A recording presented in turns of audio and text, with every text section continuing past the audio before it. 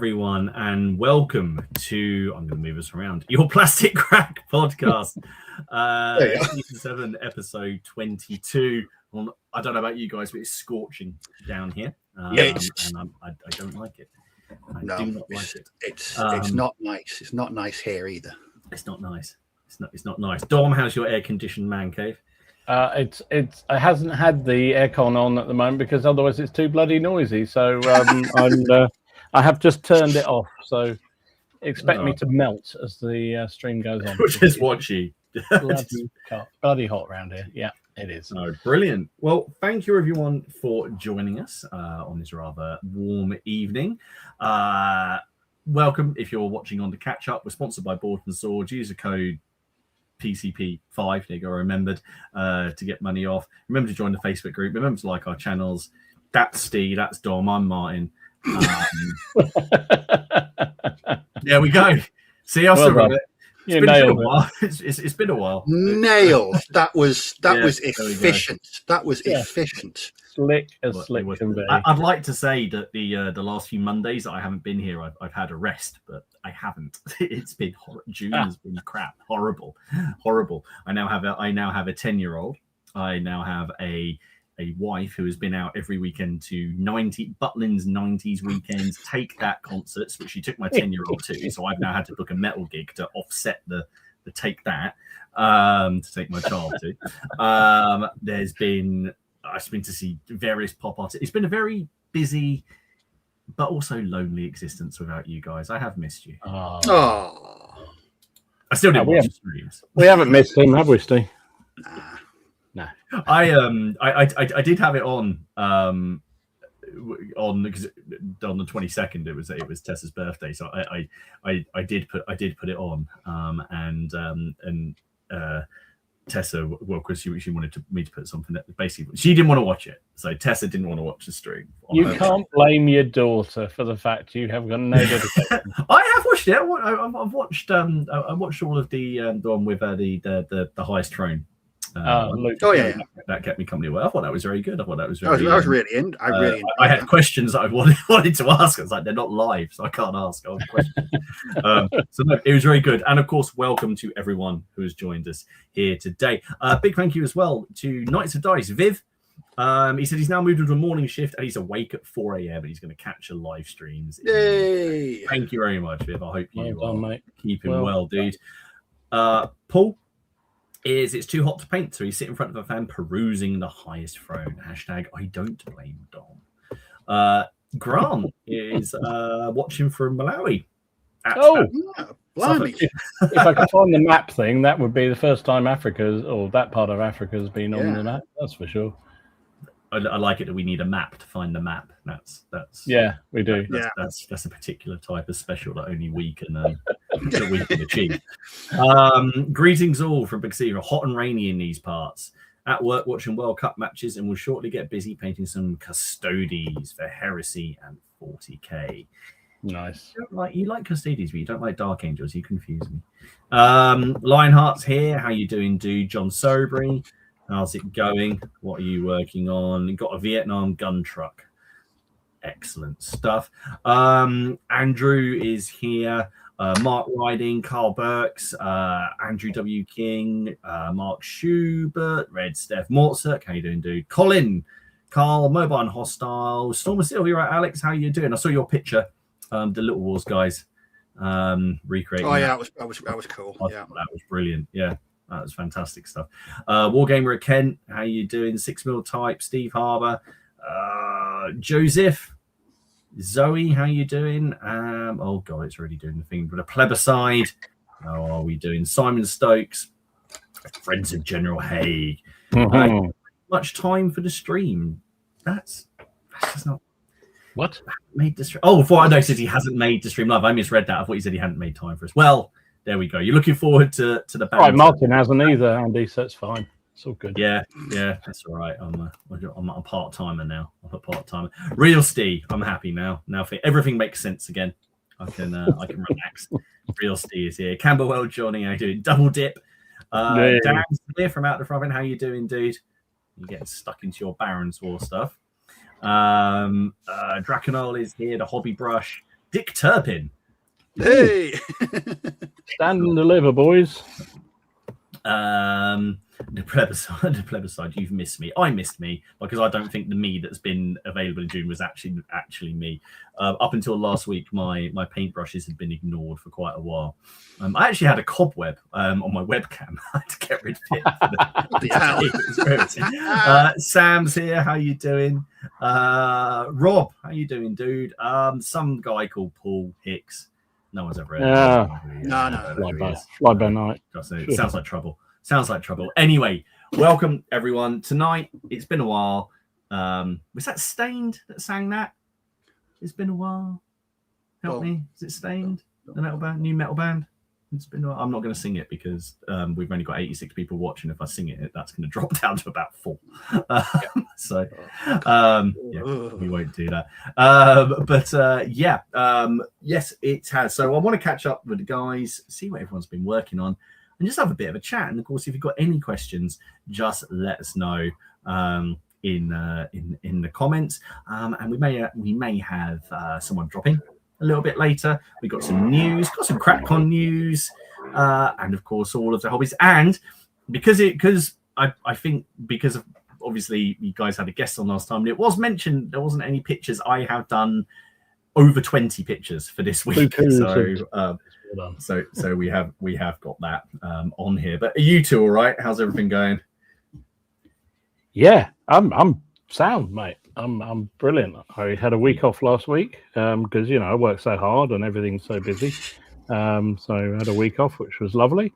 Went to the beautiful island of Madeira, and for the first time I think in a long time on a holiday, didn't come back with a project. So there you go. So sorry to disappoint some people, but not that it wasn't beautiful, but there just wasn't an awful lot to see historical. So but it's is that a relief in some ways? Do you know what it is? Because probably the if I had, it would have been something with windy boats or something.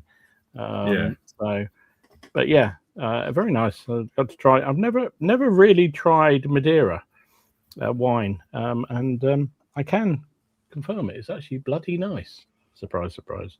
How much of it did you have in?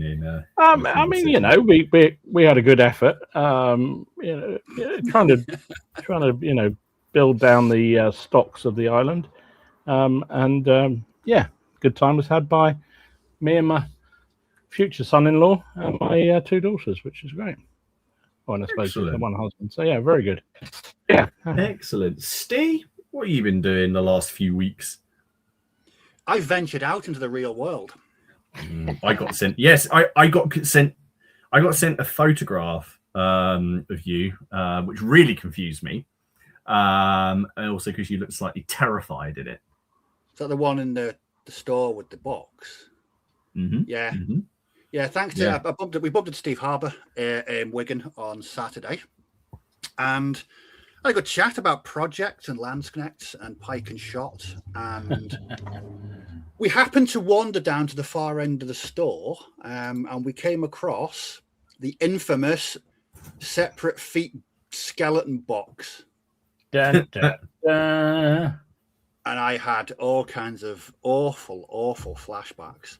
And Steve thought it'd be a great idea to remind me of my trauma by getting me to pose with the box. I apologize to people that thought I actually bought that box again, because no. There was nearly an intervention. No, there was. But the chances of me buying that box, needing to buy that box now and again, is slim to absolute zero, because I would just buy ones with already attached feet.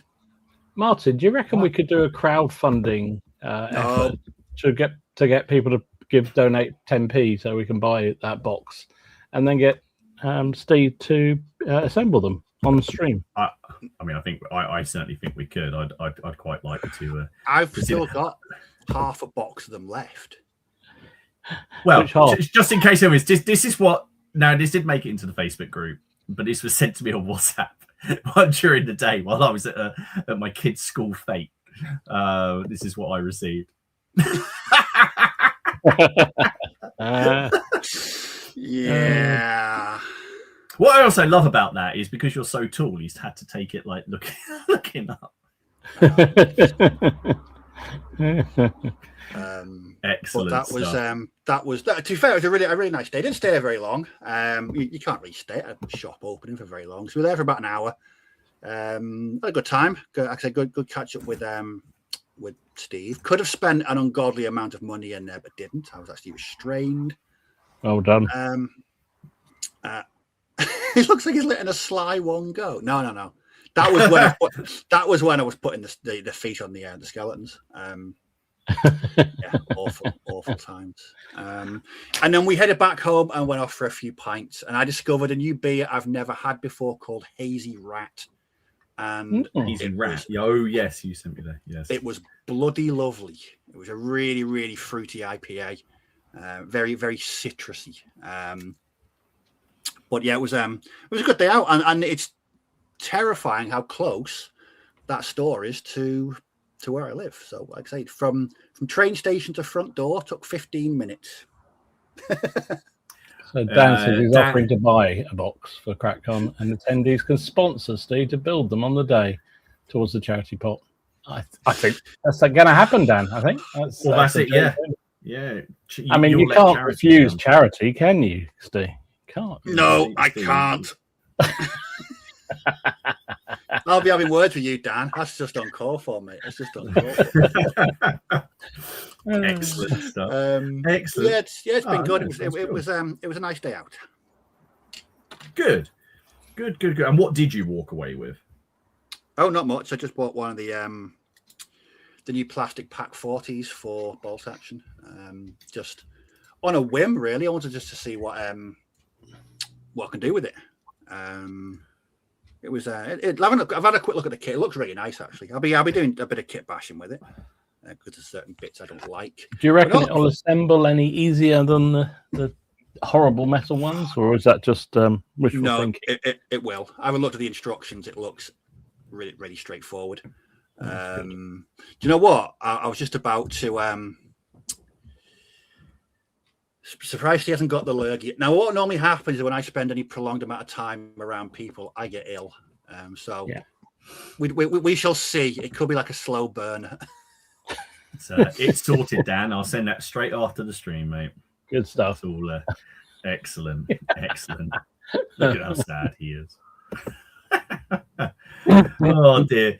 Well, no, that's cool. While Steve looks at, should we have a little catch up on what people have been working on, or do you want to do CrackCon stuff, or should we save that for the news, or what do you want to do? Oh, blimey, news already? Let's do what news. Yeah, well, let's do what we've been working on. I think let's do that. Go on then. Well, you can start because I've seen how many pictures you've uploaded. So, well, this is all from when I before I went away, because I obviously haven't done anything since then. I'm just for a week, but I did. I posted a video about this, so forgive those who've already seen. So I managed to assemble my new project in 20 days, and I enjoyed it a lot. It was great fun. So I've showed off bits and bobs of this already, but this was what I got finished the week we were dormant, I guess. No, the week before we were dormant. Dormant. Like a volcano. So this is part of my these 15mm Essex figures, and I'm putting together I've done a Hospitaller army for the new Highest Throne supplement, and I've been working my way through all the figures, all metal, all 15mm. I like those. I like that command. That's very nice. Yeah, it's a really nice set. I like that a lot. And it's been fun. Really enjoyed it a lot. So some gendarmes. I know those are mounted arquebusiers. And this was because I was going to have a game the Friday before I went away with Alec down the club, which we duly did have, which I have filmed. It finished a bit quicker than planned, but it was great fun. Really nice to lay all the figures out and get actually see what you produced. But it's been a definite project of love. I've really enjoyed it, and it suddenly reminded me how much I love doing 15mm. Are they mostly Essex? Did I? They're all Essex. They're all Essex. So that was the finished army that was 20 days accomplished. Nice. Yeah, so it was good fun. I really enjoyed doing it, and I did talk through the video, but it was kind of just partly everybody else had different national armies already that fitted that period down the club, and it was one of the few that nobody had. So I thought, well, I've been to Malta. I loved Malta. I think Hospitallers is a fascinating. Any of the military orders are very interesting history. So let's do it. Even though, yes, Alex. Okay, it is I will be returning to the proper scale at some point. Don't worry. But yeah, it was just really nice to get it done, and having a project and a goal in mind like that. So I was a little annoyed that I had a unit of cavalry and a unit of halberdiers to finish, and I didn't get time to finish them in the 20 days. So that was a bit disappointing. But you know, hey, got to try your best. Well, you didn't just let yourself down there, Dom. You let everyone down. I let everybody down, mate. Everybody. I can only apologise to you guys. You're not the Dom I used to know. No. On the positive side, I can confirm that Hospitaller gendarmes are very powerful. A bit like the medieval Brethren knights that they used to fly around in the Crusades. They are pretty powerful stuff in that book. So yeah, right. A lot of fun was had by them. So yeah, I thought I'd uploaded a picture of the game, but anyway, I haven't, so you can't see that. But you will do it at some point when I show the video. If not, you can have a look at the shorts that I put up on the channel. But it was great fun. We had a good old game. And I don't know about you guys. It's just I kind of have really, really enjoyed the planning of a project, even though it only took me 20 odd days to do it.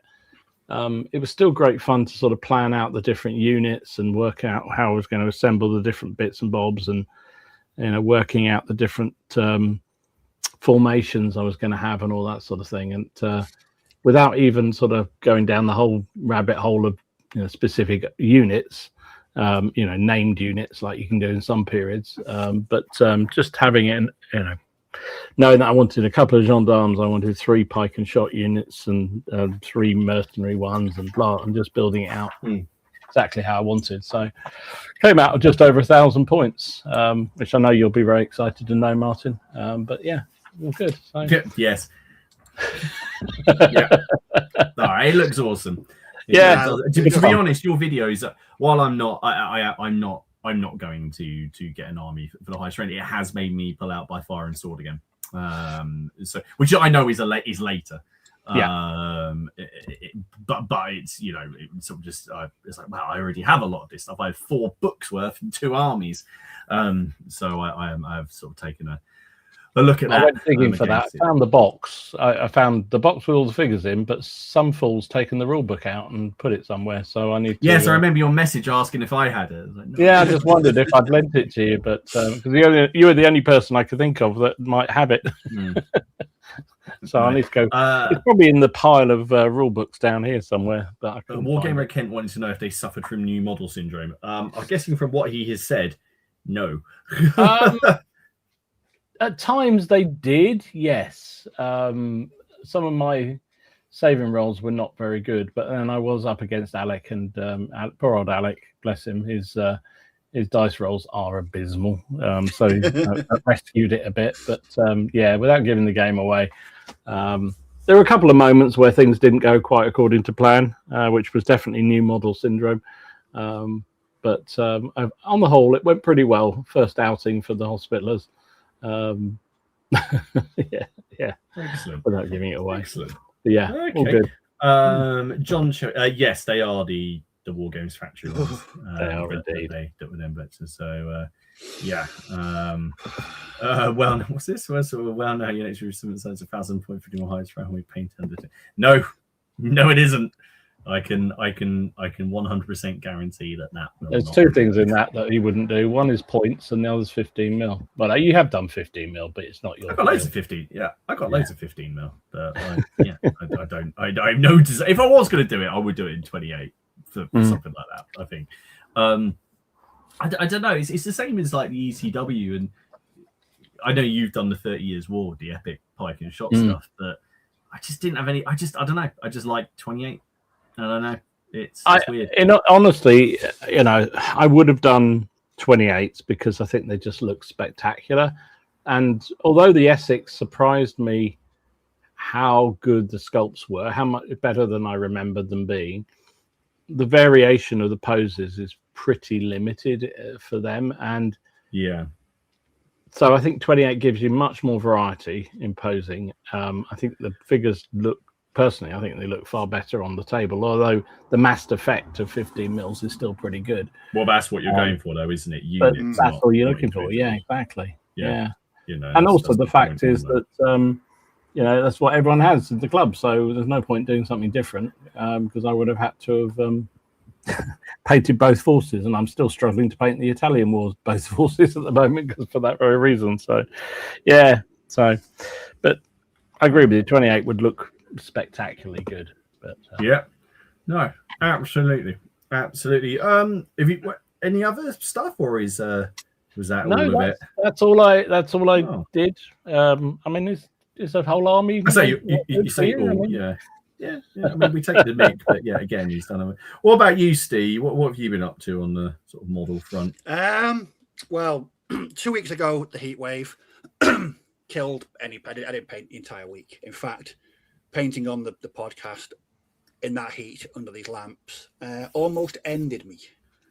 It was somewhat uncomfortable, so I didn't paint again until the following Monday. I've been working on a few things, not finished anything, and then painted Monday, Tuesday, and then all of last week I was really, really busy in work, and I was knackered when I got home, so I didn't do any painting. I just splurged on the couch watching videos. But I've actually finished. So I picked up an Eversaw Assassin off eBay for 40k second edition. I've finished painting, actually, to base it. Just want to say a big thank you, big shout out to a guy called Lee, who very, very kindly contacted me on Facebook and sent me a Vindicare Assassin from second edition 40k free of charge. Is that the one with the sniper rifle? Yeah. Nice.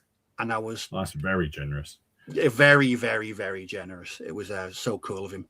I'm looking forward to painting that. When I was painting last week, I texted my mate and I said, it's really weird. I'm painting again. Yeah. I said, but the newest thing on my desk is from 1997.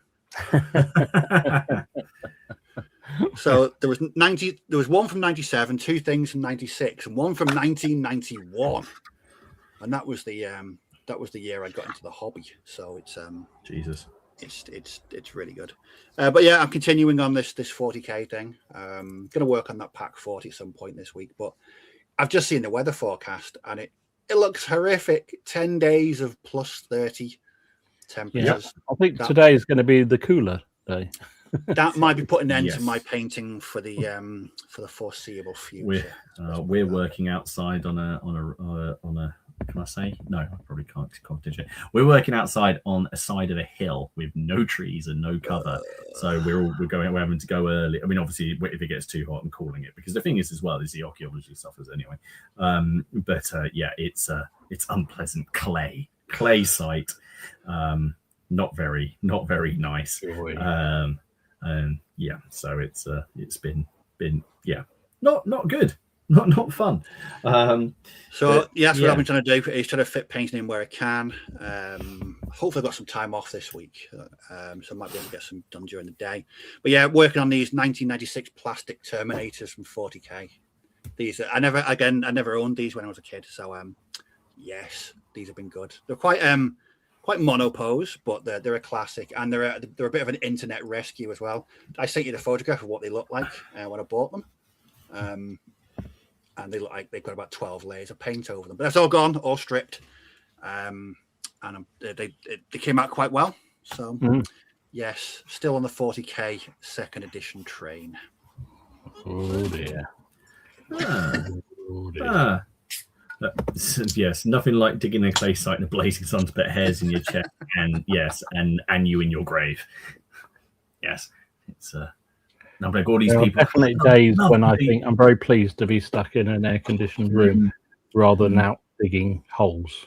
So a lot of people say, I'd love to do your job. Well, I beg to differ in certain circumstances. No, especially when you're on some of these sites, and like our sites are prehistoric sites, you realise that the ditches and stuff that you're digging, and you're using pickaxes and mattocks and shovels, would have been dug with antler picks, wooden shovels, and flint to it, and you're just like, and we're only digging little 1 meter sections along it. So yeah, we are such wimps compared to well, I have been busy actually over the last.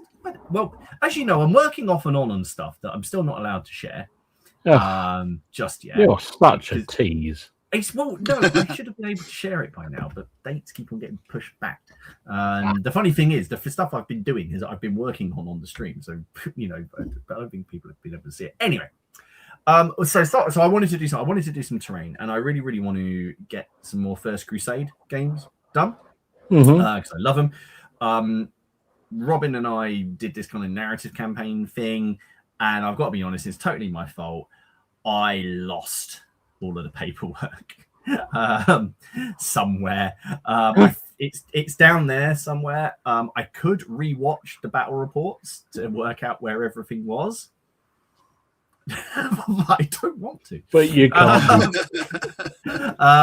So we'll see. Anyway, we're gonna play some more. We're gonna play some more First Crusade games. I'm sure I can convince Robin. If not, I'm happy to play against anyone because I do have both sides.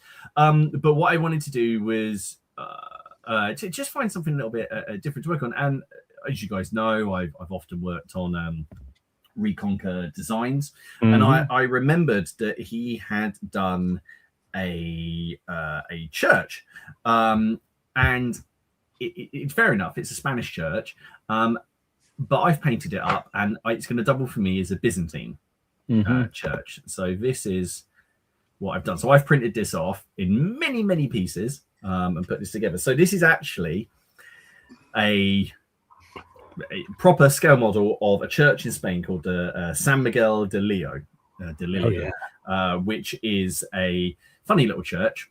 In fact, I've got a picture of it here. Hang on. I got it. There you go. So that's it. There we go. It's this funny little thing. That almost looks like a model. That is so clinical.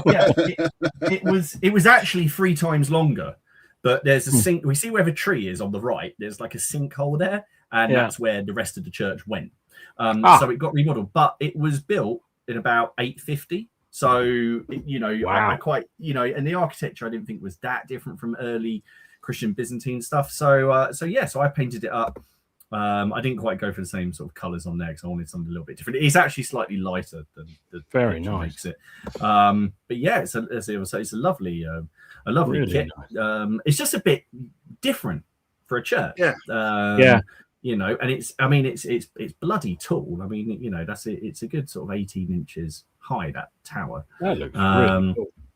And then so I've had the files for ages, but the cool thing is because of the way he's done it, you could build it in its previous in either state. You could either build it as the way I have, and it's essentially its current state, or in the state it was in. But I didn't realize this at the time. So I've got all these leftover bits, right? Yeah. Like this. But I figured what I can do with these, because I stuck them together, is I can make I can print off more and make little fillers to go in on urban boards like Guards of Traitors Toll or things like this, because see they fit together like that. So you can just have like a long street front. So four or 5 of these. So I'll do that. Make use of those. They'll be good for photos and things. So that'll be making an appearance with my business. So cheers, Alex. Cheers, everyone. I do like working on scenery. It doesn't take very long to paint either. It's quite fun to do. Get all the sort of weathering effects on it. It's really and then cool. add some bird shit to the roofs. Is it something? Are you able to put figures in it, or is it strictly a backdroppy piece? No. Well, you could. I mean, there is no interiors, but I No. glued it down. I glued it down because Right. the way, because I'm mostly going to use this. I imagine. Well, I guess I could use it in because you could use that in the peninsula. This bloody thing. This thing was definitely in the peninsula. It was absolutely there at the time. So I could use it in there. It could be used in lots of different settings. Sicily, I guess you could use it for as well. The Normans. But the way I would just put models near it and just say they're in it, like around the outside. Yeah. No, I think sometimes that's easier rather than it trying to fit all the joins together and make it. Anyway, but I just I've had that file for ages, but I just especially like the sort of the room at the back there. I really enjoyed putting that. That's really cool. Really nice. Yeah, that's very fun. So that was and all done on a small, just a normal printer. Dick says he's watched prehistoric diggers. True. I think Martin's exaggerating. That's all I'm saying. I am exaggerating. Yeah, I am. The guys who work with me can absolutely tell you that I am not exaggerating because I'm not even digging that much. But and then other than that, so a bit like you, I've set myself a little project, and I've been gathering the research and everything for the last few weeks, and over the last 3 evenings really that I worked on these. I was working on new command figures and personalities for the Barons War because I love painting knights. Yeah, but I like doing the research and I like painting real knights with names, their families, and their coats of arms, and people who would actually have been on, for example, in my case, on the royalist side. Although I have done some barons as well. So I had the command sets from the foot command, the mounted command. I had loads of foot knights left. I've still got all the stuff left in there. So I just got loads of sprues, including some Guards of Traitors Toll stuff. And I just went nuts, and I've made 14. So I have done. So we'll get things going here. So kick things off. 14. So we have good old King John. That's my sort of. I'm sure that isn't how the phrase goes. Good old. Good old. No. I can't remember. He sucks his. I couldn't get one of him sucking his thumb like in the Disney film. So that's my version of King John. Nice. And I used one of the heads from there, but annoyingly. So basically, I wanted like a beardy head. But the only beardy head had a sort of an arming cap on it, so I used a knife to score hair into the arming cap to make it so he was bareheaded. Because the main head that I don't like, unfortunately, in the command box is the crowned one. I don't like the crowned helmet because it doesn't. I just don't like it. And also, John didn't wear it. Like we actually have a depiction of John, and he, unlike his brother, he didn't want to wear a crowned helmet. I guess because he stayed at the back. I'm going to guess, which is why he didn't get shot with a crossbow like Richard. So anyway, so I did that. Now I sort of stuck to everything. This is also the only horse I've actually done livery on. So I put like the Royal Arms flags wore, and then the guy behind him is Godfrey de Boateville, which is this guy who sort of him and his brother came over and loyally served John, and I just liked the sort of the colour difference between his arms and then carrying the flag. So I was like, yeah, you can do that. And that's the other thing I still like having, actual flags as opposed to molded ones. I much prefer doing that. So we have him. Then I've done some barons. This is de Clare. This is Richard de Clare, and standing next to him is Thomas, Count of Perche, because I basically want to do the Battle of Lincoln. So the guy in white, Thomas, Count of Perche, dies horribly in the Battle of Lincoln. And then the banner bearer, that's one of the heads from Guards of Traitors Toll. It's all War Games Atlantic. I just thought he looked. I've been thinking about that because I've seen those sprues and seeing your figures that you used in the games. I thought some of them are just so good. I'm been tempted to get hold of a couple of sprues just to try and do something with that. But then I'm also trying to resist doing any more Barons War. I've got so much of it. It's ridiculous.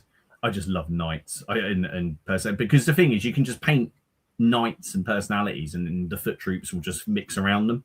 Yeah, because I know. as long as you, I really want to do the Welsh retinues when they come out, so that's what I'm trying to hold off to do that. But, yeah, okay.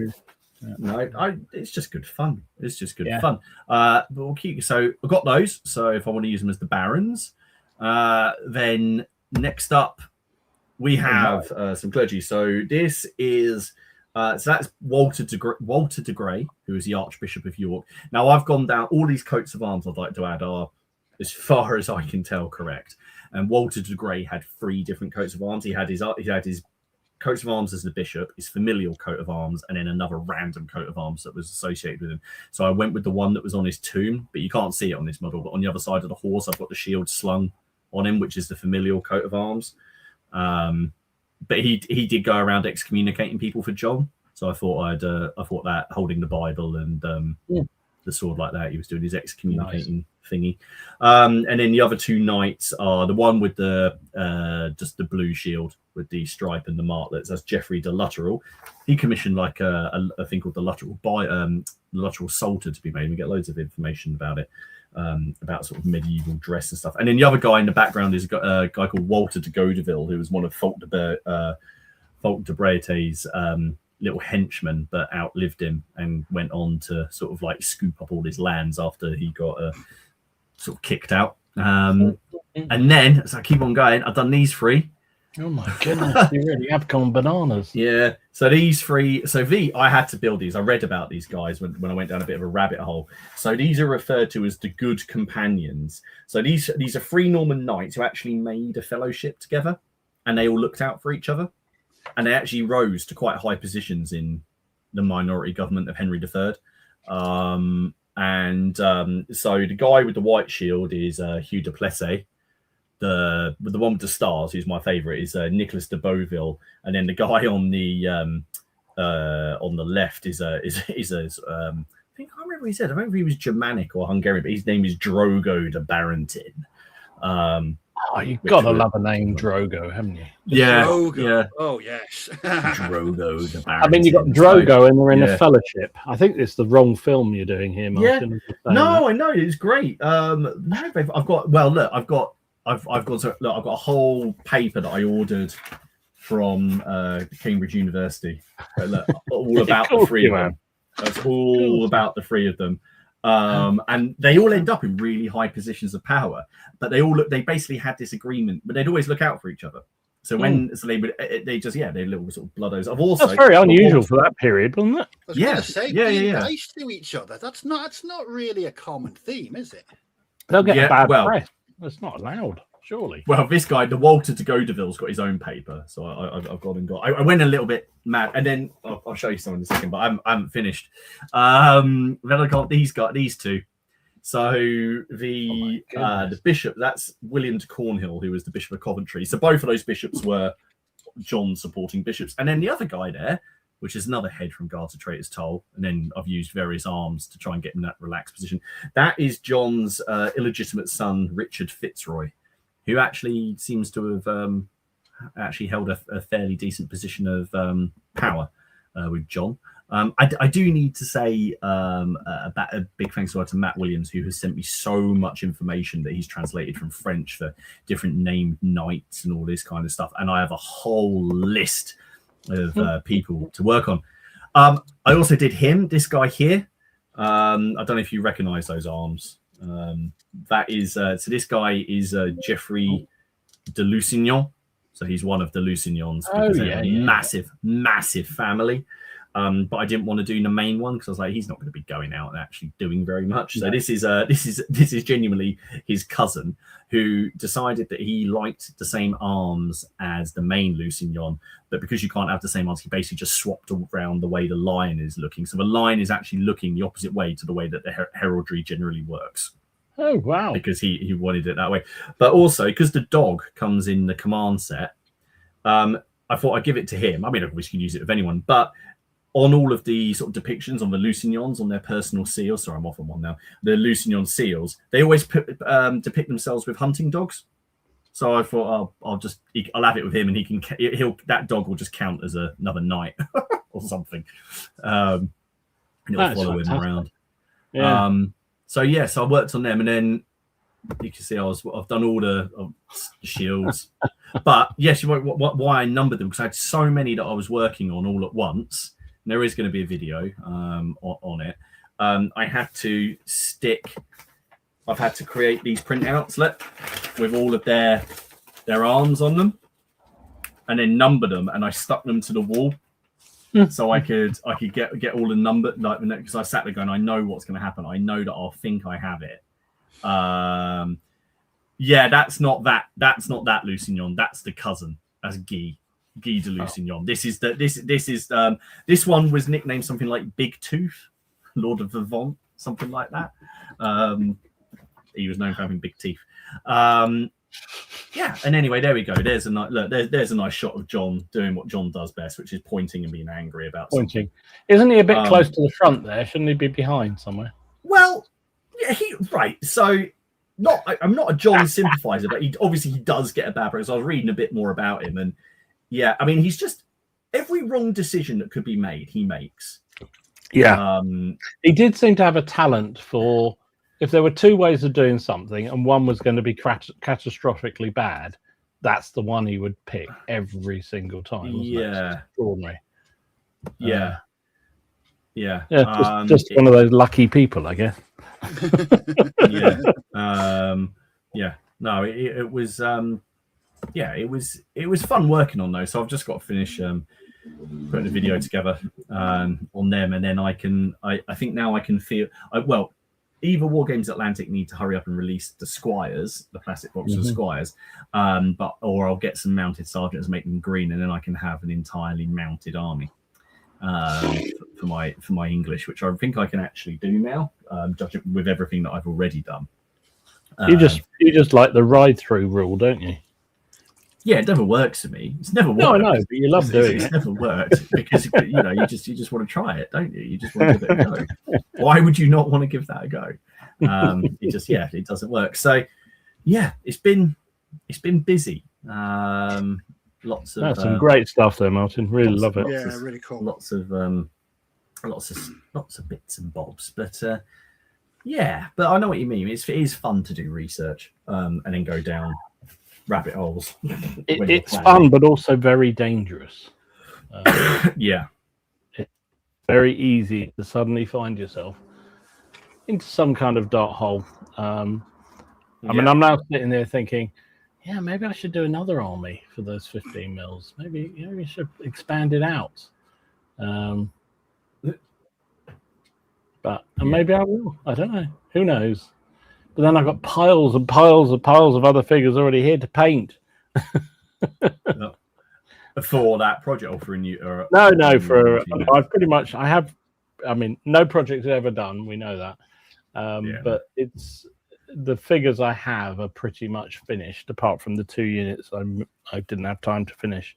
So that one is pretty much done. So now I'm just thinking, well, so I've got a core of mercenary type troops, so it could be quite easy to do an Italian army or a Hungarian army and use all those mercenaries for them, because apart from changing the flags, I don't know, it's but then I'm thinking, do I really want to do that? Yes, I do want to do it. The answer is yes, I do want to do it, but it's just try to stop that. Have I ever thought of getting more Confederates? It crossed my mind. It did cross my mind. In fact, in that photo of all the forces all laid out, you can see somebody did comment, oh, there's a box of actually I think the Union Perry's there. You're doing some more. I am actually planning to sell those. They're going, but I still do have quite a lot of Confederate potential. So yeah. Is that have you played any more of Kepi's? No, not for a couple of weeks. No, the last game we played actually was great. I mean, we played we played an ambush game, and it was those scenarios that they have in the books. If you played any of the Muskets and Tomahawk scenarios, they're all pretty good They're good scenarios, but they're incredibly hard to get a result from. It seems to be the way of it, especially when you fight on a 6x4 when it's only supposed to be a 4x4, which was entirely our fault. But I think even if we fought on a 4x4, it would have been very difficult to get a result, because you had a situation where the Confederates started effectively in the middle of the table. Union started right in the middle of the table and had plunder that they then had to get off the table with. So it wasn't a stand-up battle, and it was great fun to play it out because the Confederates had to sort of slow them down and catch them and steal back the resources before they got off the table. But in practice, they never had a chance to get off the table in time, so it just ended up as a draw. But it was good fun to do. So I think we will do another one. We've really enjoyed it again. I would like to play that. I do want to give that a go. I also want to get back into the earlier period again, because it's reminded me how much I enjoyed Muskets and Tomahawks. Because there's that Washington film out now, isn't there? Is that got some stuff set in the French-Indian War? I don't know. I've not seen that one. Oh, I know it's just been released. I'm guessing it probably didn't get a lot of press over here. I don't know. Is it just called Young Washington or something like that? Oh, is it? Okay, interesting. Because he was obviously heavily involved in that war on the British side, wasn't he? So I think that would be interesting to use some of those scenarios.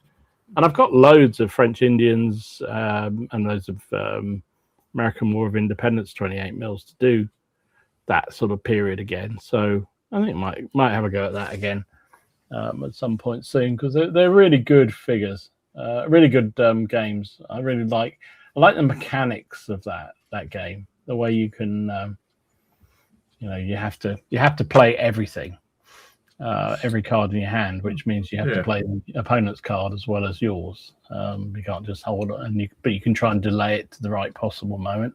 It is. Yeah, I do like that. Yeah, it's a clever mechanic. And also the things that sort of happen in the game, like in many games you just measure the range. Can you see because line of sight, blah blah blah. But in that, because they have the spotting mechanic. Sometimes even when there's something's only not even long range away from you, you can't even see it, which I also like. I like it. No, I do like that. I do like it, especially if you fired a volley, your unit then becomes very, very visible. Yes. No, if you played it, Steve, have you played Muskets and Tomahawks? No.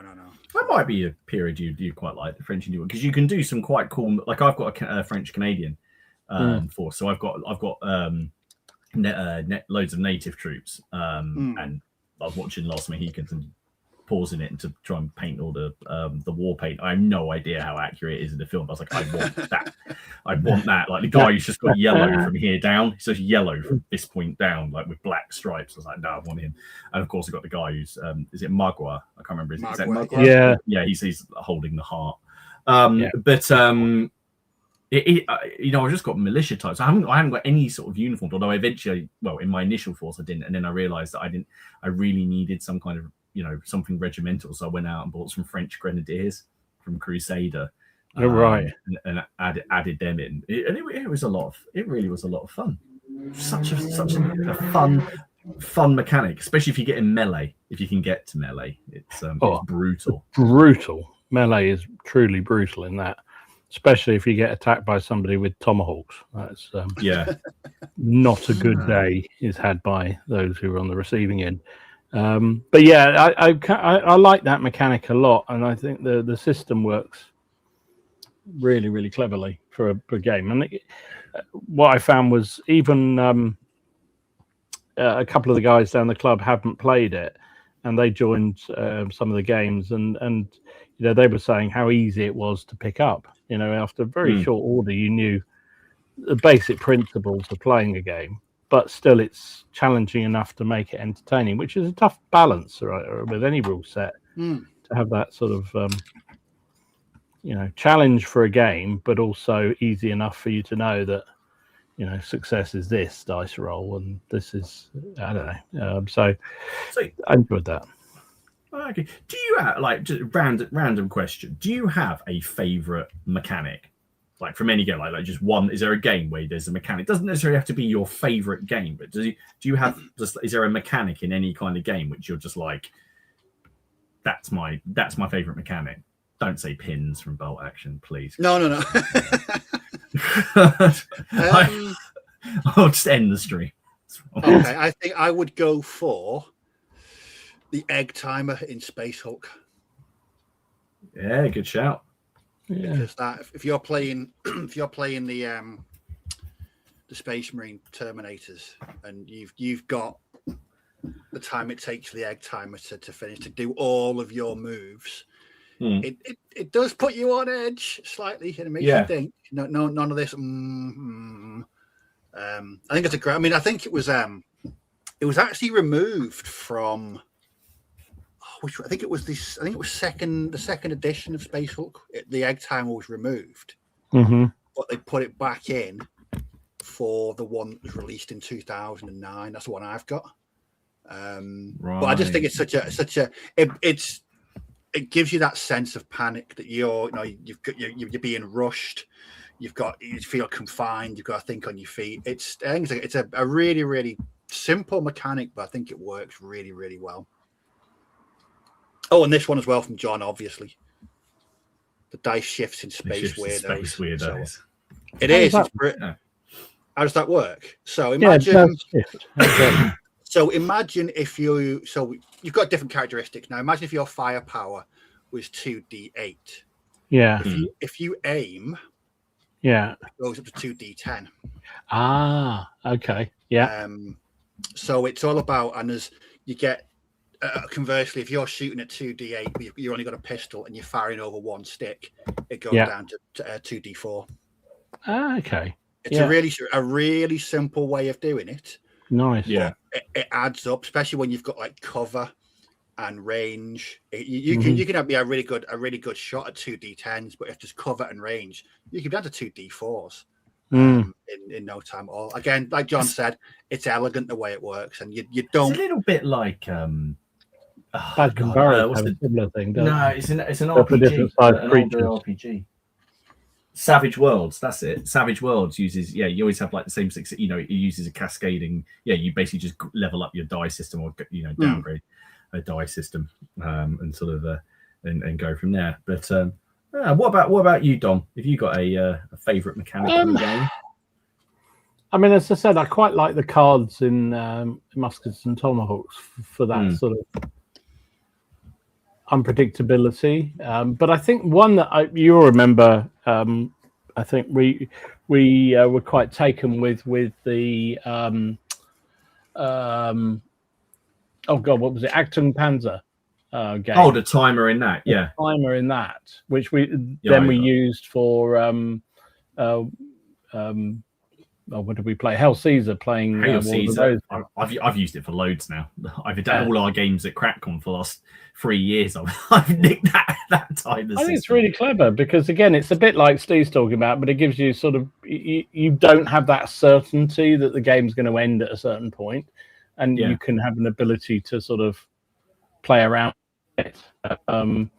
So I really like that. I think that was pretty clever. I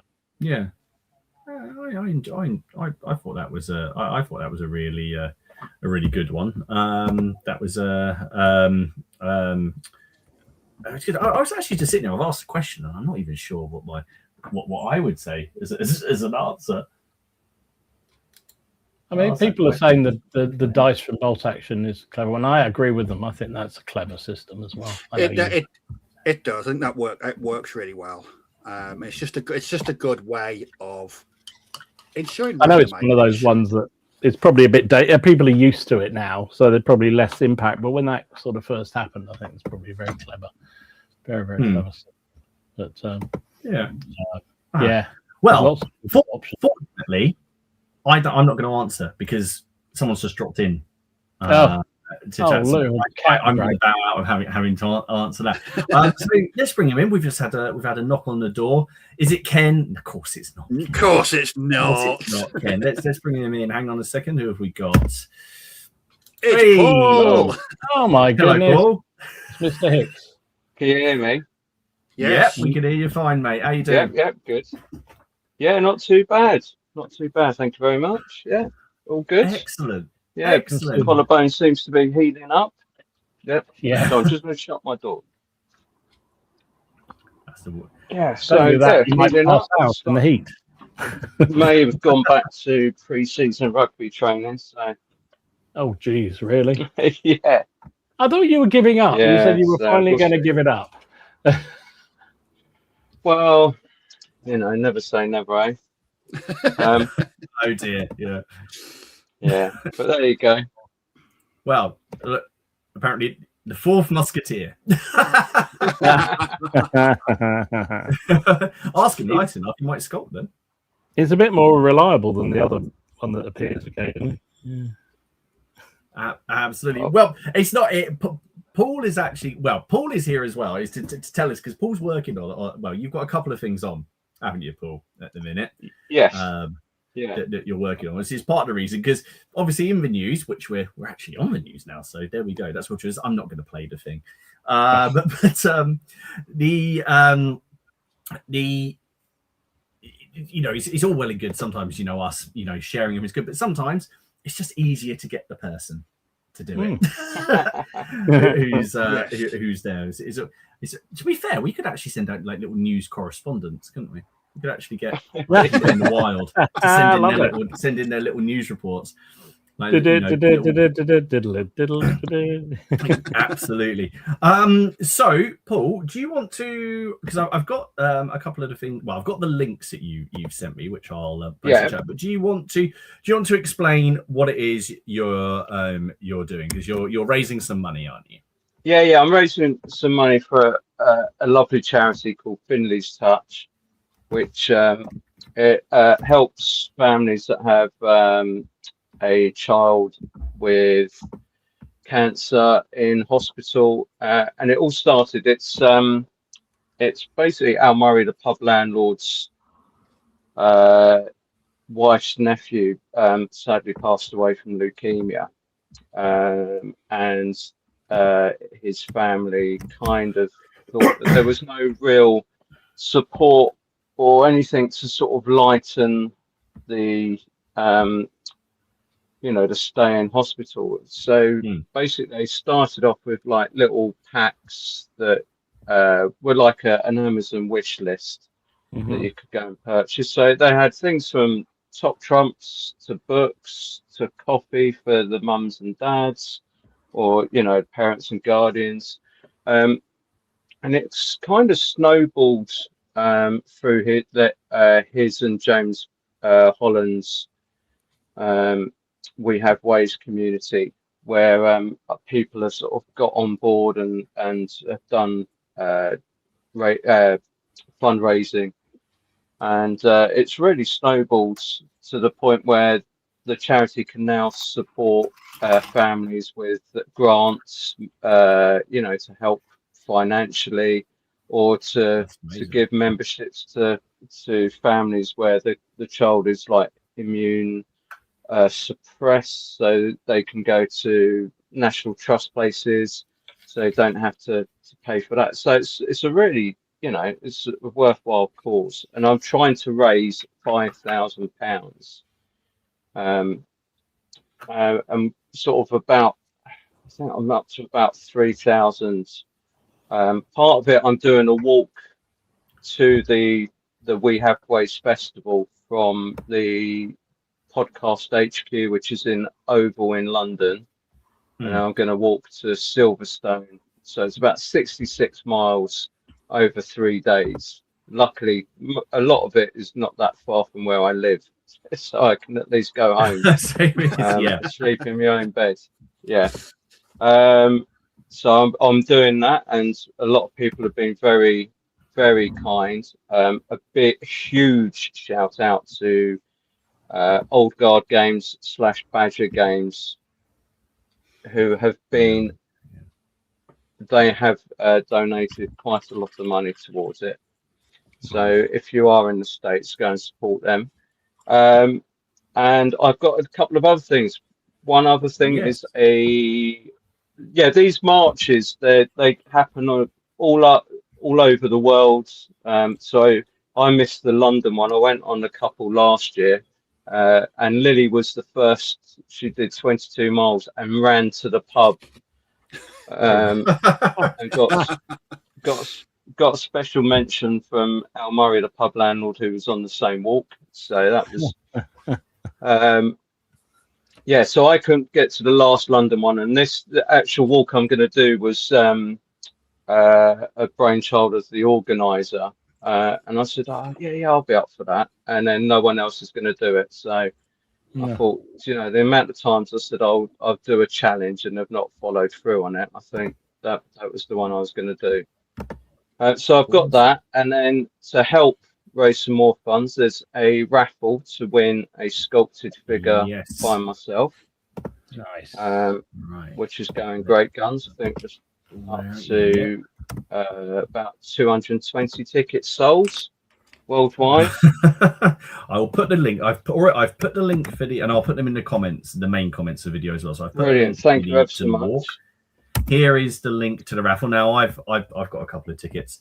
I mean, I've already seen a couple of comments saying if anyone wins the raffle, they have to get Narcissus sculpted. We'll talk about that at some point. There's things, there's ideas floating about. There's ideas floating around for that. There is. So there's the links just now for the raffle. But so Paul, that's going to be what's the deal on the sculpt? Is that you can sculpt anything, or is it 28? Yeah. Within reason, obviously. It'll be a foot figure. If you entered the raffle for the Crackon one, basically the same deal.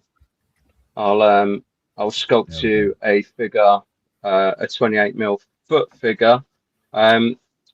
If you have a company and you want to add it to your range, we'll have to talk about that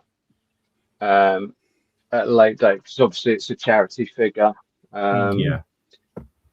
So, and ideally it would be great if it an actual figure for your own army that no one else is going to have.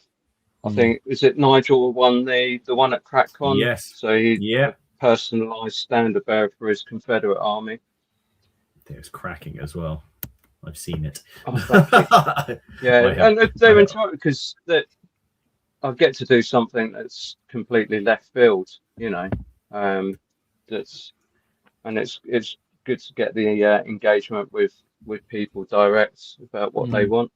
Oh yeah, absolutely. I mean, I gotta say, if I was to win, I would ask you to sculpt the biggest elf crushing orc that I could use in Warhost against a certain friend of mine. Possibly holding, this. I don't. Don, what would you get sculpted? We did have a lot of discussions about this where we were last time. What would you? This is so flipping hard. I every time I go round and round and round around the houses on what I would actually go for. I think ultimately I'm going to land on a really detailed French drummer who's unbelievably tall. I think that would be the one to do for sure. With this, I get this vision. I don't know about you, Paul, but having his trousers look like a pair of shorts because he's so tall. The gaiters and the breeches don't meet. Yeah. That's the one. Yeah, I think that would be great fun. I think probably more seriously, I think something for, I don't know. I keep going around in circles. I thought Baron Wars, somebody for the Baron's War. I genuinely don't know, and He's already sculpted every bastard for the Baron's War that's going. He's already done every single one. Yeah, but I could be a me bastard in it, couldn't I? I could get him to do me. I would love to see that. I would love to see a sculpt of you on a horse, Dom. Like that. Dom, Lord Dom. I can't imagine you in armor though. I imagine you in like one of those gowns with like all like the fur and all of that. And then damn right, I have people to do the fighting for me. For God's sake, yeah.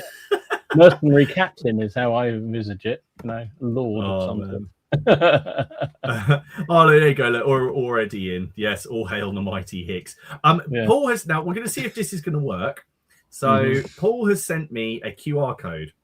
Now I'm going to share it on the screen, and I'll leave it up. Then hopefully people can screenshot it and then your phone should be able to read it, or you can get someone else to QR code it while it's on there. So I'll share the. There we go. So this is the Just Giving one, yeah. Yes, that's the Just Give. That's for the walk. So that has no. You won't be entered into the raffle, sadly, because there is another way you can support. Footsore have got a General Monty figure that I sculpted for sale. It's the first historical figure in my little web store on their site. He's amongst all the halflings, and the proceeds are not all of the money from the sale of the Monty figure, because obviously got to pay for the production of him. But all of the profit from that figure will go directly to the charity for a limited period, I think. And there may be a caravan for him as well at some point. Wow. Oh, Yeah, Monty's caravan. So cool. Flied Models has said that for a very limited time period, the proceeds of a Monty's caravan will also go towards the charity as well. But that's a very limited period. So Awesome. I will let people know. I have Monty right here. Hang on 1 second. I've just shared the link in there. But there we go. If you go over, there he is. Look at that. Hey, That's Lovely, really nice. that's what one of my one and only painted figures in my my shed, actually, because they needed a painted figure. So very cool. Very nice. Awesome. And I think awesome stuff.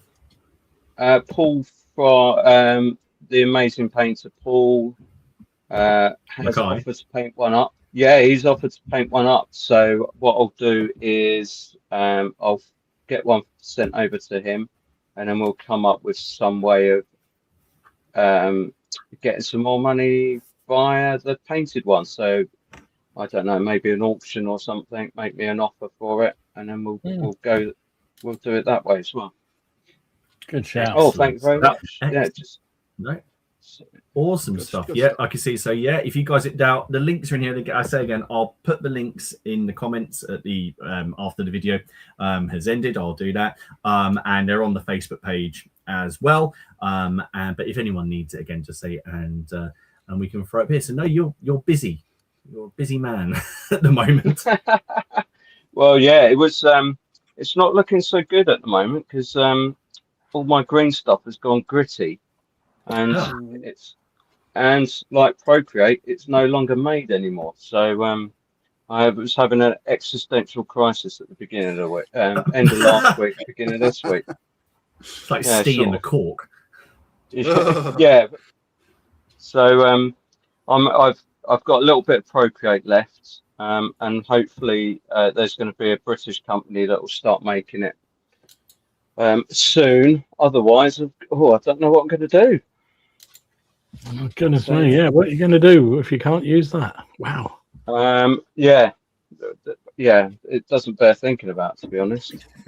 I had a load of it put away because the last lot I had was excellent, and then just come to use the next batch, and then found it's all gritty, and I've got to sort of throw about 50% of it away each time. Oh no! So, ouch! Oh no! Yeah.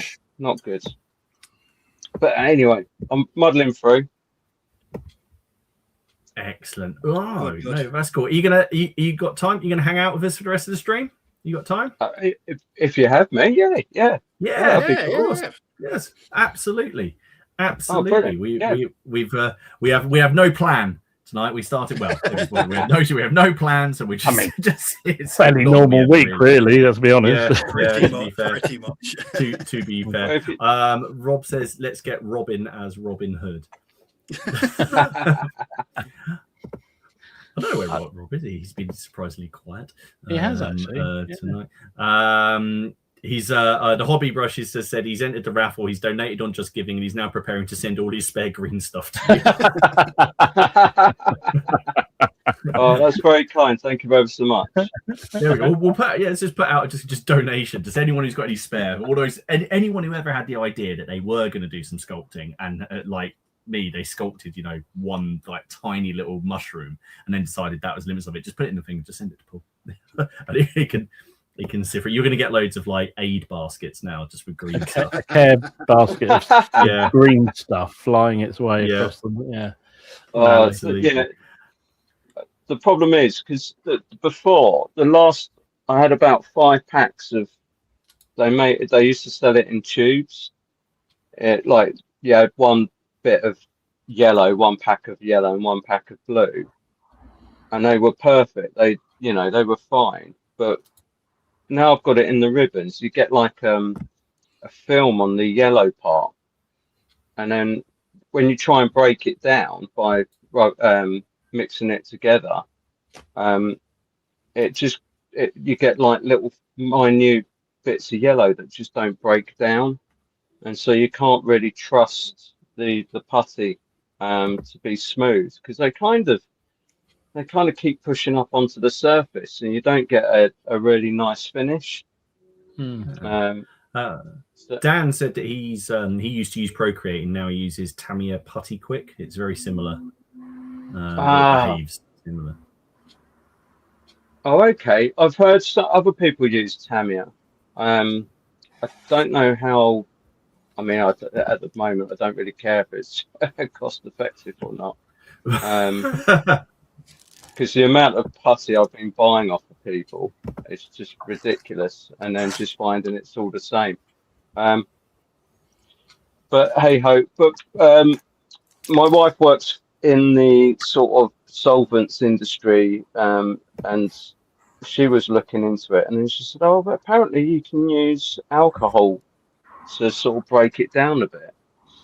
And then so I just got some of my AK thinners and then rubbed that onto it, and then that seems. I thought you were about to say you just opened a bottle or something and you were pouring it, sitting there pouring it. It's fine. All those unwanted bottles at Christmas that people say, it's fine, I'm just going to pour this. Yeah. Finally, a use for carling. I'm drinking my sorrows away. No, just with a cotton bud, just rub that over the hard bit. Seems to sort of soften it up, and it makes it a bit more usable. So that's really cool. I did sort of call her you little beauty. Sounds like a treatment for old age. Rubbing alcohol, definitely. I think I noticed. Anyone else noticed that Steve's head shot up when there was a talk of somebody who works in the solvents industry? Just saying. In his penchant for super glue. Yeah. I rarely use super glue these days. Rarely use it. Oh my lord. A solvent connoisseur. That does actually sound quite bad when you say it like that. But yeah, Lionheart. Yes, I'll put all the group. What I'll do is I'll put up a link I'll put up a post after the stream with all 3 links: one to the raffle, one to the walk, and one to Monty. And I'll just put it all in one post. Thank you ever so much. All in one convenient place. But yeah, it's not often we have someone join us halfway through. It's like when people say no one comes around for a cup of tea anymore. No one just drops by. We have a little bit of news, don't we? Yeah, a little bit other news. Shall I do? Well, that's what I'm talking. Shall I do the CrackCon bits? Go for it. Because that's clearly the most important. Well, so because quite a few people have messaged. There's going to be, you'll start getting messages and seeing a lot more stuff about CrackCon, because it is only 3.5 months away, which is terrifying.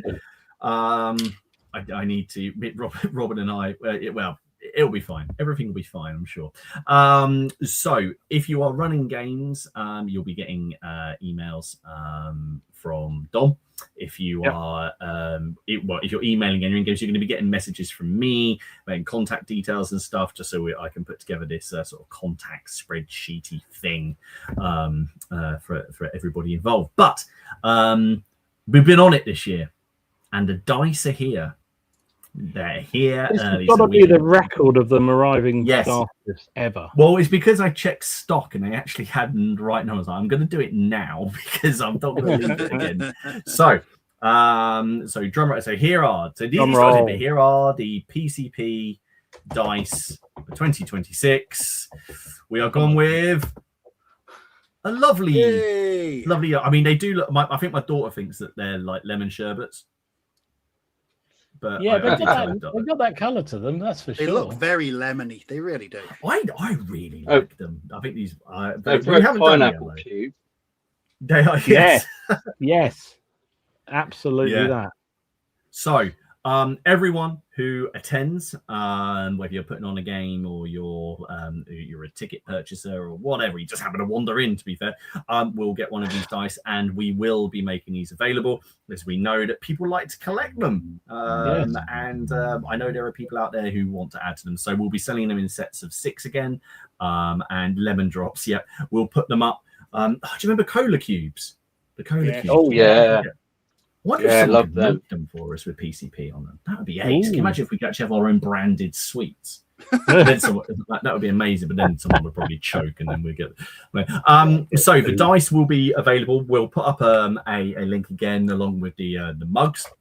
This is last year, and you can do all the little combinations of things. But as well, I've been on it as well because I've got the t-shirts and the hoodies here. And I say we'll be putting up a link for these. So for the hoodie this year, now remember Matt did our lovely artwork for this year, Matt Klein. So here is a hoodie, and this is the back of the hoodie.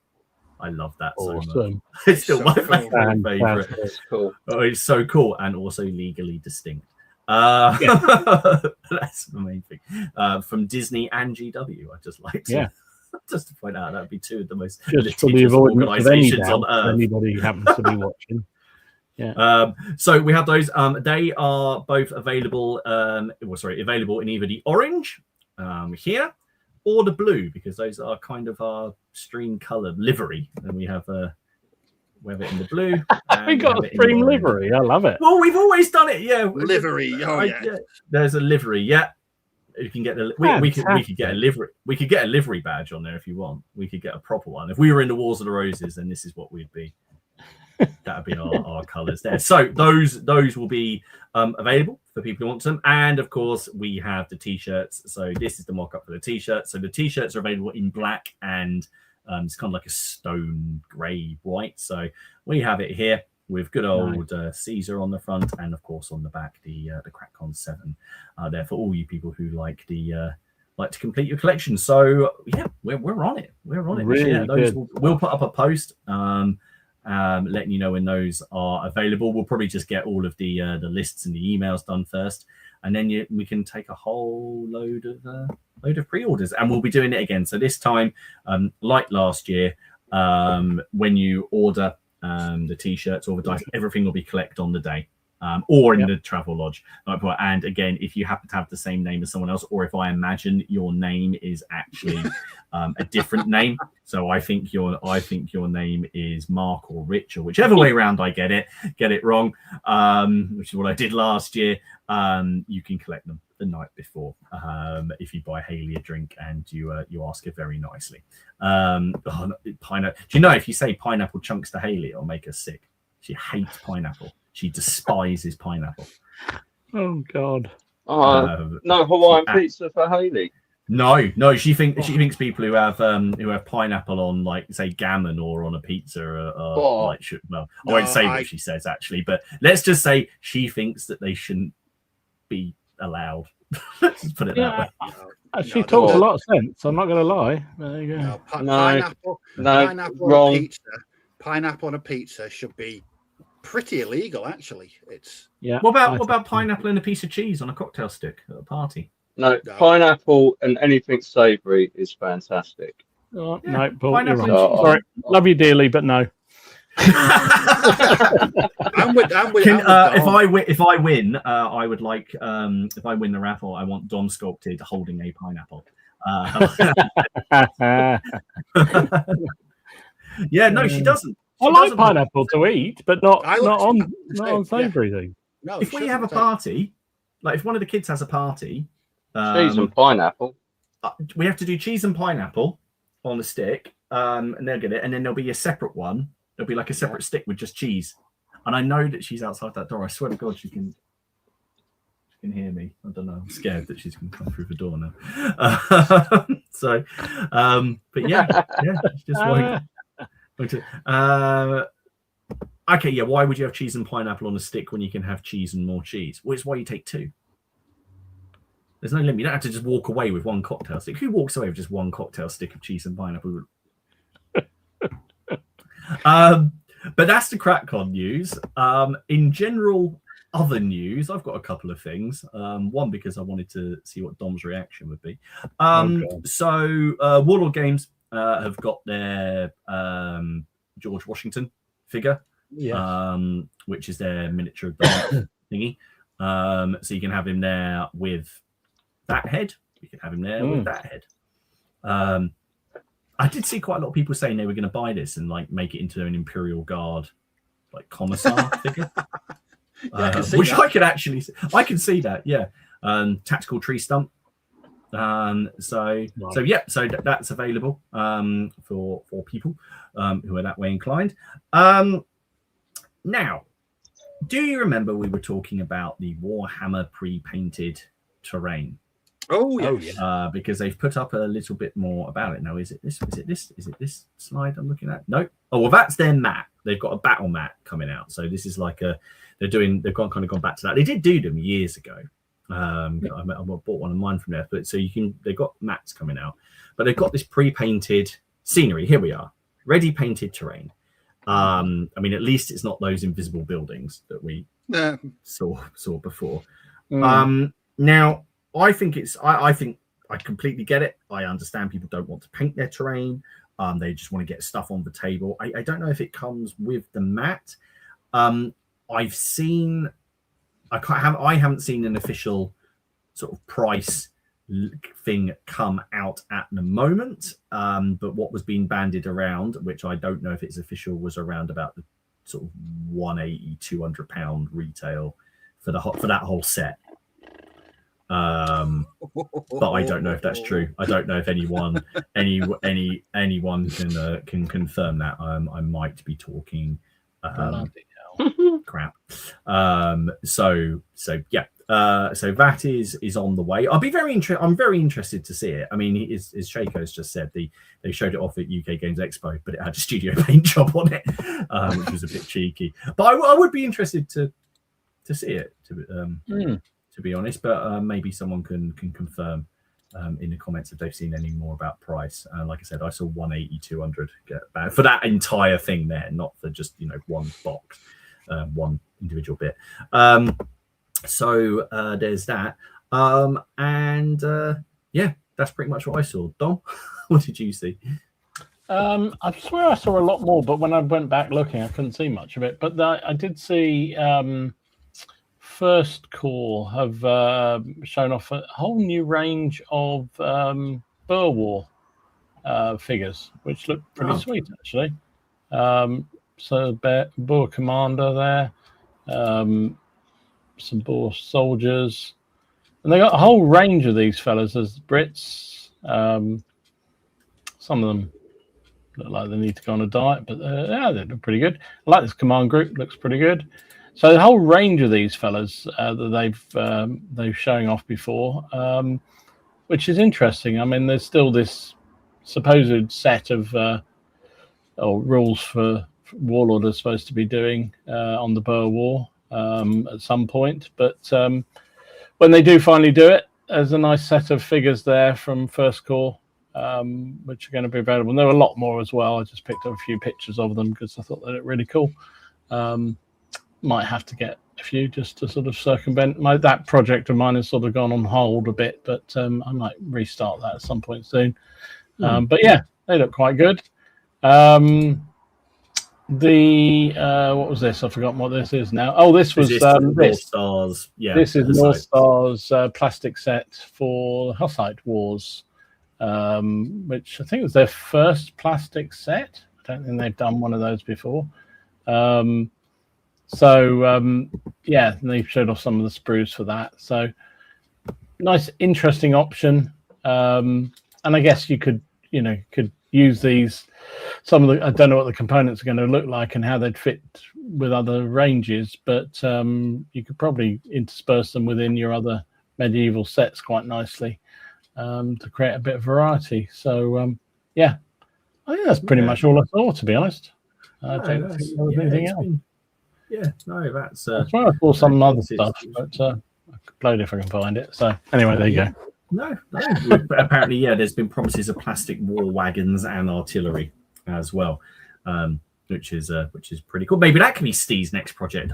You want to see some war wagons, Steve? What, Empire war wagons? No, Hussite ones. Hussite wars. Oh no! I want the Empire ones. They do a plastic version of that, the Empire war wagon. Okay. Oh yeah, there's a whole new version of the old world. There's that agrees. Look, I tell you what.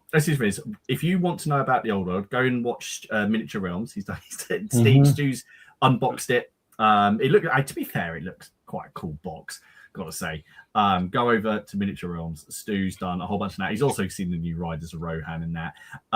We haven't got enough time to kind of go through it all on here. Stu does a really nice detailed look at the rule book and everything with the old world update. Go check out his videos if you haven't seen them already. How about the new Barons? What do you mean the retinue? We already covered the retinue. Yeah, we talked about the retinue one a couple of weeks ago, didn't we? That's that. We got the retinue box. You've got the mounted command box. That one that I picked up at Salute. And then there's obviously the foot one that's been out for a while. And then what you do is you do what I do, and you take all the sprues out and you put them on the table, and you randomly clip things off and see what falls out. And then you sit there pretending you can sculpt by scoring hair into an arming cap because no one sculpted a bareheaded John that I could do. I mean, I know Paul sculpted a whole metal King John anyway, but I'm going to gloss over that because I didn't have it. I can hear you. New Perry Republican. Yeah, I think we covered them off a couple of weeks ago, the new Perry plastics, but I didn't realize they were released next week. So, yeah, that's an interesting one as well.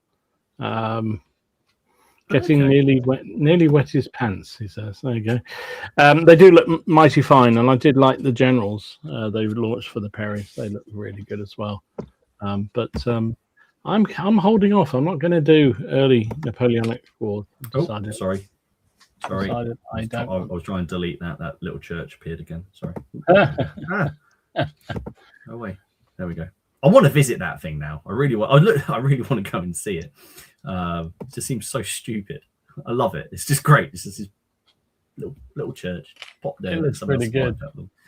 There's a guy, and I forget who does it now, but I follow his Facebook page, and he does absolutely amazingly realistic buildings. I think I know who you mean. Yeah, proper,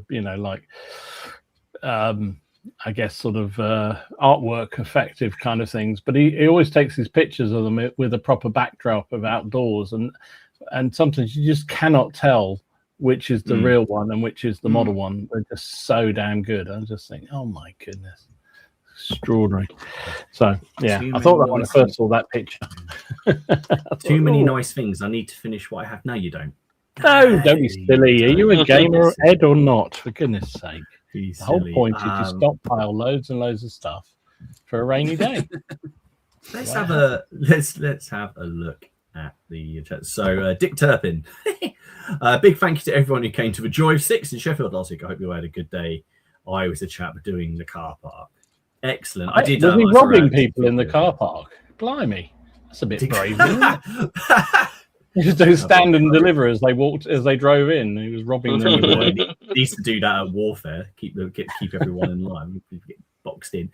Rob, he's got 67.4 thousand miniatures on the kits on his website now. Good job. Well done. I'm sorry, I didn't find anything he hadn't probably got already, which is really disappointing. I don't know. I bet he hasn't got whatever Paul's sculpted in there. We won't have that yet. There you go, Rob. There you go, Rob. It's something that you see, you just know someone's going to appear. What else have we got? Have I tried? Any of us tried the medieval skirmish game Great Helm? No, I've seen stuff about Great Helm. It's kind of like a melee tournament game, isn't it? Where you have like 6 people aside. It's on a sort of a 1-by-1 board, or maybe smaller. So it's kind of played a bit more like a medieval melee. You know, if your team, I can't remember if is it fantasy. I think it's whatever you want it to be. I think. Yeah. It does. It looked cool. I know Peachy's done a video like how to play. I saw the one he did that's sort of just about the game generally, and he's done a how to play, but I haven't watched it yet. Sorry, I probably should. That'll be something to watch on the day that I decide I don't want to go outside and dig. I guess this must be some of people's favorite mechanics. Red Steph was the obscured dice in O Group. Cool. Yeah, clever. Yashiko's is reloading in Blood and Plunder. I can't remember what the mechanic is for a reloading. Do you have to roll to reload? I didn't think it was anything particular. I think it was a sort of timed, wasn't it? It was sort of you had to do, depending on the weapon, you had to do different amount of time or different number of actions to do it. I can't remember. Another vote for the dice bag. One here, combining unit activation with variable turn length in Altar of Freedom.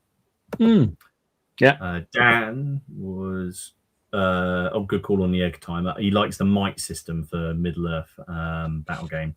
That's actually quite a good system. I do quite like that.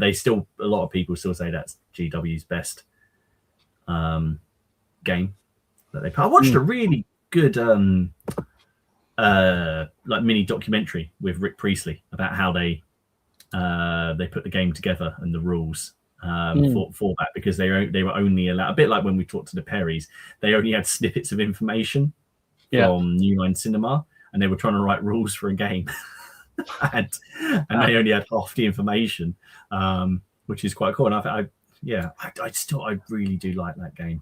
I need to play it a little bit more.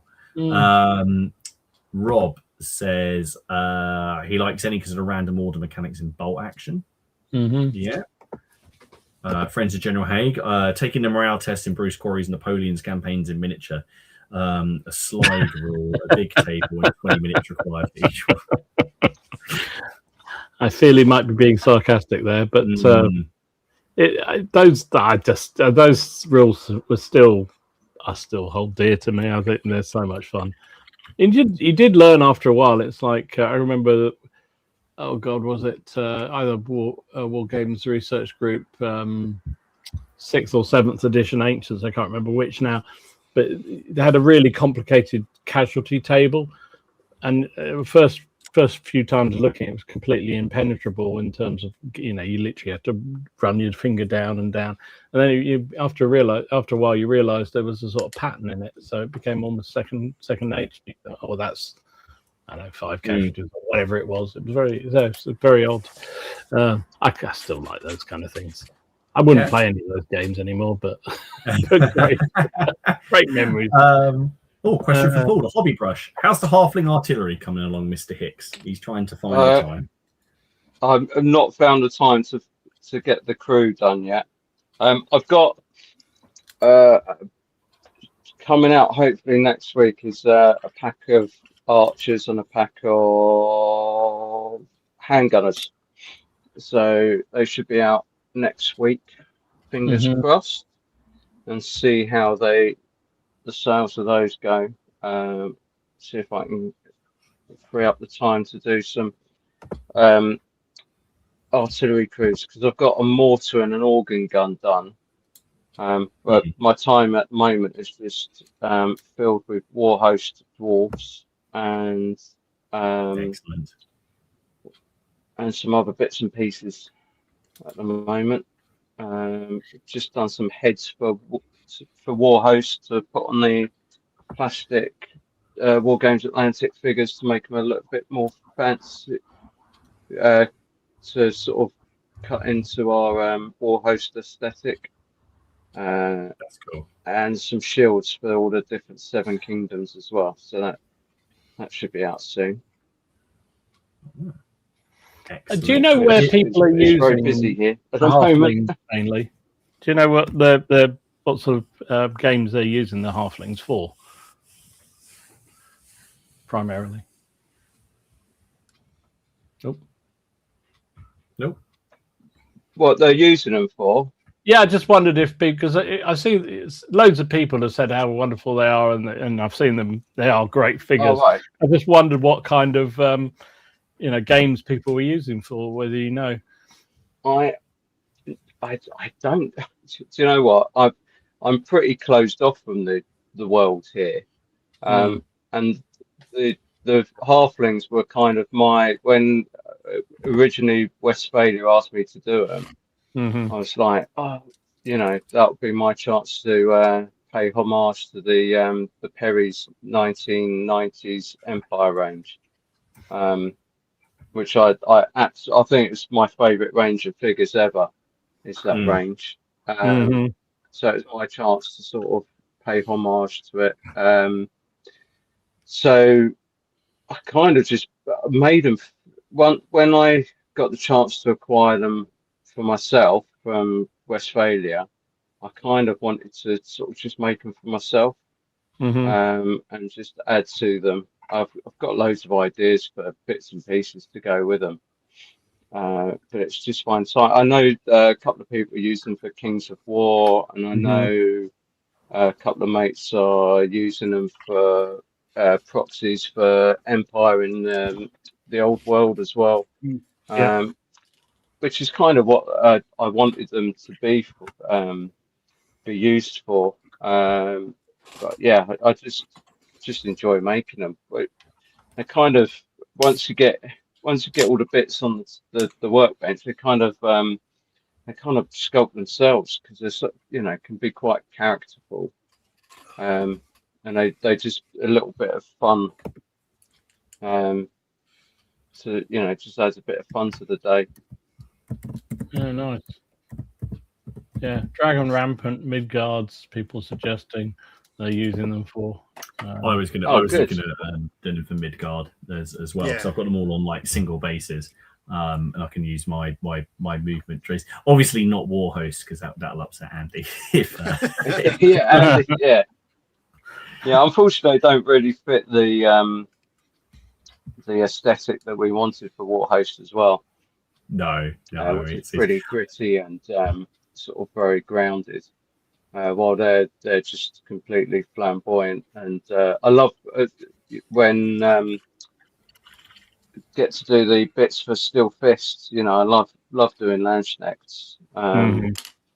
So having to do Landsknechts, but with a bit of artistic license as well, so you're not governed too strict. You don't have to be so historically accurate with them.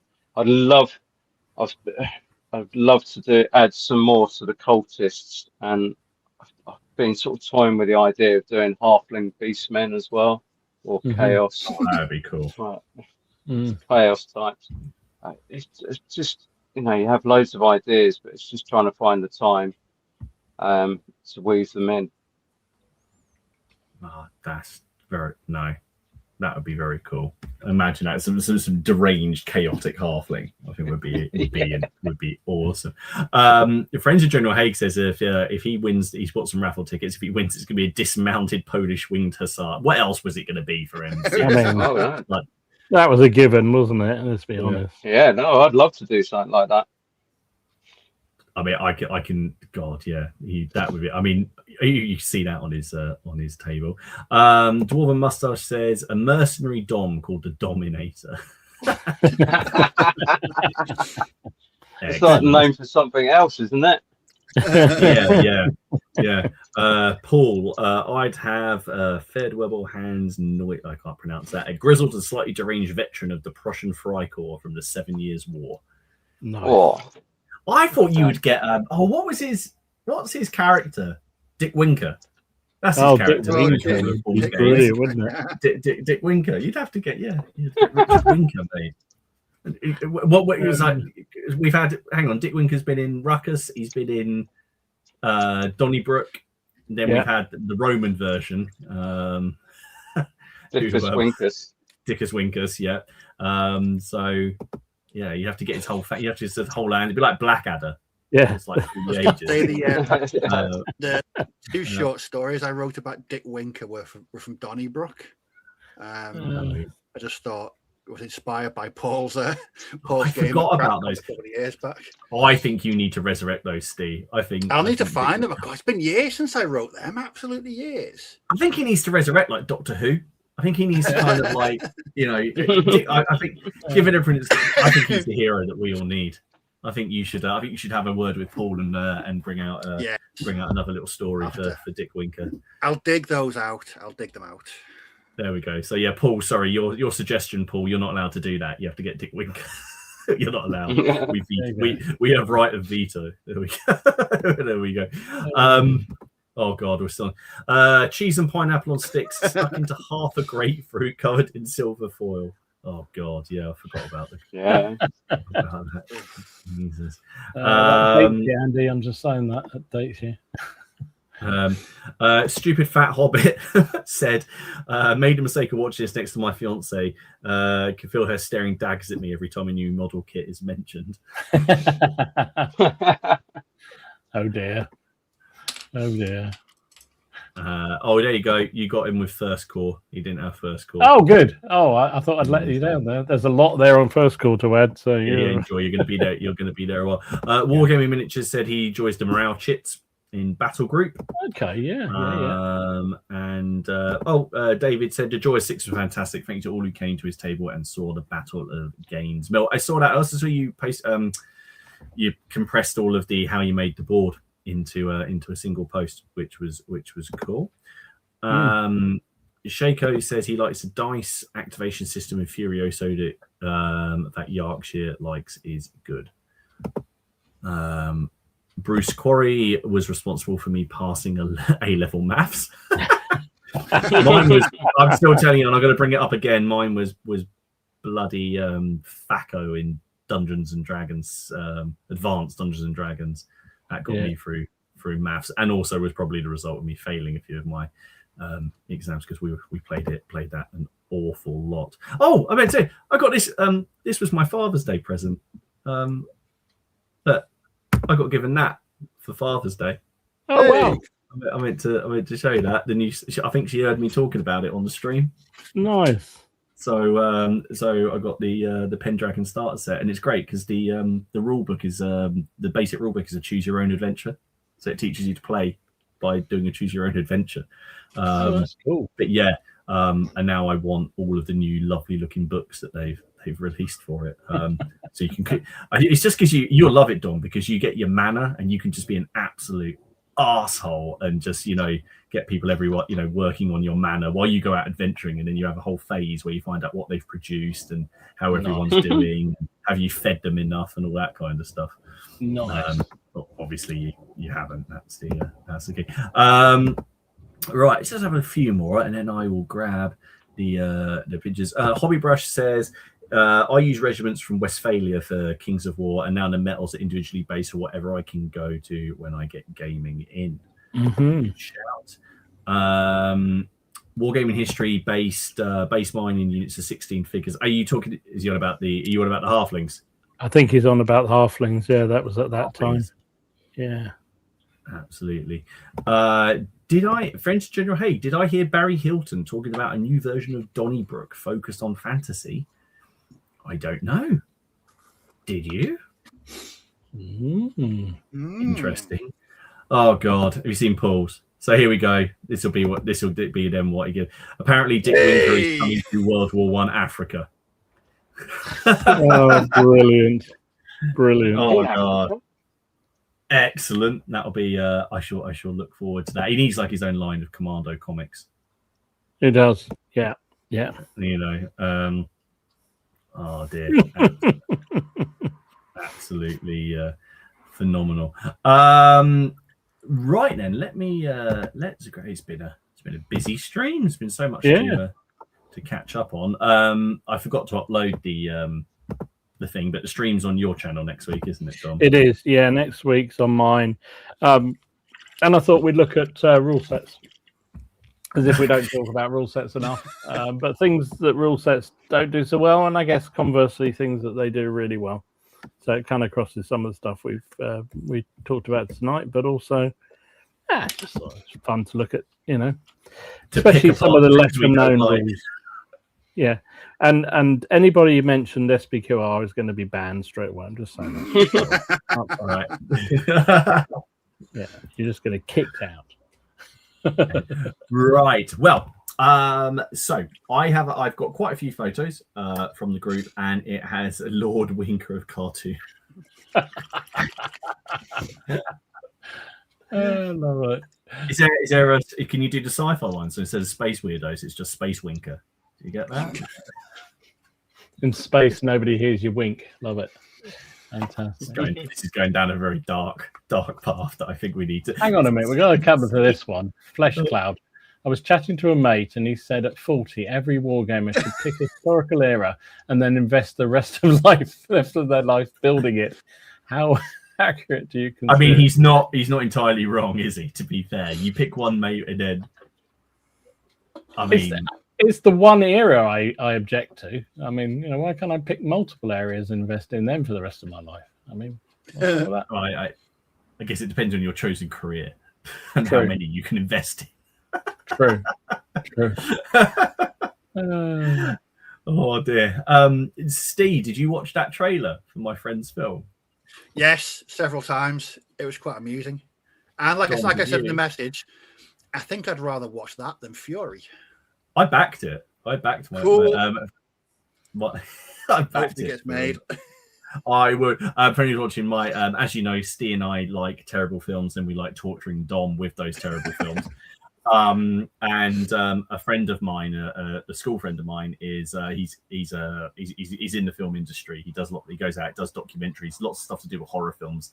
He got to do this like interview with Robert England, and so he does all the camera work, and he's very talented. Anyway, basically, from what I can understand from a drunken conversation he was having, he's now developing a short film to enter into local film festivals. And he's done this before, and he's done really, really well in them. And the whole concept, we're past 9 o'clock, so it doesn't matter. The whole concept behind this film, I don't know if Dom, did you watch it? No, I haven't yet, mate. I've forgotten all about that. The film is called Dick Ladocus. The gland before time. Basically, it's about a private detective who trips and falls and cuts his manhood on a dinosaur fossil and gains the powers of the dinosaur in a very obvious graphic, way. Graphic, obvious way. But he's basically, I always said, this is a film that needs to be made and a film needs to be seen. And he's raising money on Kickstarter, and it's glorious. It's funny. You see what I have to put up with these two. If it's not bloody weird beers, it's even weirder films that these two send. And they send all these links. I have to be very careful where I open them. In what public don't worry about donating to me. Back that Kickstarter. Yeah, that's got to happen. Okay. I'm backing it all the way. I'm gonna keep things going. I'm just gonna put when I do the things later, I'll right, let's have a look at all of the glorious things that have been put in the group. Remember, put up your photos in there, games, what you're working on, what you've painted, all of that stuff. We love seeing it all. 1 second. He's big boned, apparently. You'll love it. You should see the prosthetic they've had. They've had a proper special effects artist make a prosthetic, and it's amazing. It's really amazing. It's got Yoda from. It's nothing on this prosthetic. This puppet. It looks amazing. Right, let's have a look. So Chris, he's been working on some 15 mils. Look at them. Oh, they're lovely. Oh, very good. 15, blimey, they're really good. Wow. And the shields are very cool. These are Blue Moon, I believe. Blue Moon are such nice figures, aren't they? At that scale, extraordinarily good. Very nice. No, they are very, very cool. They're very nice. Carl has got a windy boat. Oh, look at that. Windy boat. Hey! Like a windy boat. Always very nice to see. Again, I feel like there's been a bit of a revitalization of windy boat pictures, resurgence, maybe a new gust of wind. It's very good. Yeah. No, it's no. Go away, James. It's the wrong stream. You're on the wrong stream. Yeah, on the wrong stream. Now I had to share these. Look at these that Alex painted. Oh my Jesus! Wow. These Ultramarines. Absolutely very cool. fantastic. Yeah, they're amazing. Blue. They're very cool. Is that? I'm going to go. That's Minus Calgar, right in the middle. In one of his various forms, yes. I was expecting Dom to answer. Steve, yeah. Dom You jumped in. I You was didn't even give just Dom a about chance to launch in there and tell you all about it, and they spoilt it now. I won't tell you anymore. Sorry. I mean, that is a banner. That banner is ace. That's the classic one as well, isn't it? With him shooting Gene Stealer on there as well. Yes. Very cool one. I know it's one, but that's very nice. Now, the next one blew me away. Well, sorry. This is from Christopher. Now, I didn't feel... We'd seen some Wars of the Rose. Just look at these. Oh, Look at wow. those. Oh, my How goodness. cool are they? And he's done the strings as well. Yeah. Fantastic. I like, and I think it was Mark who'd commented in the group. So I was saying the highlighting, he's not overdone it. Like, it's just nice and subtle. It just looks so cool. Really nice. Very, very cool. I need another War of the Roses game. It's been nearly a year since I played the War of the Roses game. Yeah. So I need to go now. Graham has been working on terrain. Oh, they're nice. So look at that with all your jungle scenery. Very good. Very good cool. indeed. And then Craig, he was playing the game. Now I can't remember what he was playing here. That is awesome. I can't remember if this was original Vietnam or Baltic, but anyway, it looks that's a lot of nice table. Yeah, Nice table. very, very nice. Very cool. James has just finished up some Libyan infantry for the old epic Napoleonics, which is always nice. Not Napoleonics. What the hell am I on about? What are you talking about? Punic Wars. Punic Wars. Punic Wars. I wonder what Napoleonic Libyans look like. Yeah. Strong bows +1 in shooting. Maybe that's something we should do. Maybe that is. Now, speaking of... Now, there we go. It's because I was looking at the next one. There you go. Check that out. That's from Jason. Nice. There you go. Yeah. Look at that. Very nice drummer. Nice. Very cool. Morgan has he's been working on some US stuff, which is always cool to see.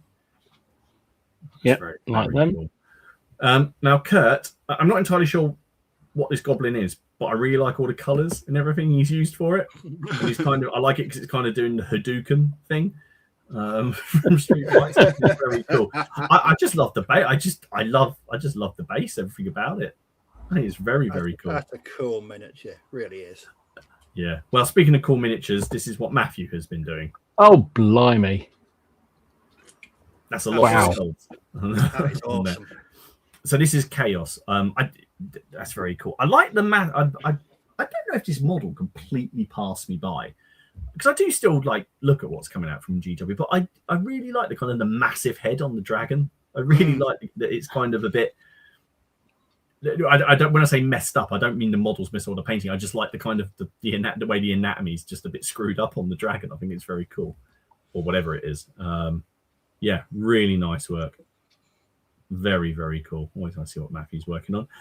Nick, here we've got some. Now, are these Cromarty Forge? I think they look like it. Yeah. Yeah, they might well be. They're very very nice. Very good. Very cool.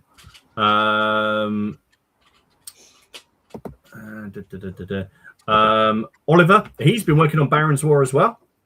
I believe he said something that painting stuff this bold made him wish that he could go back and paint some khaki and olive drab. So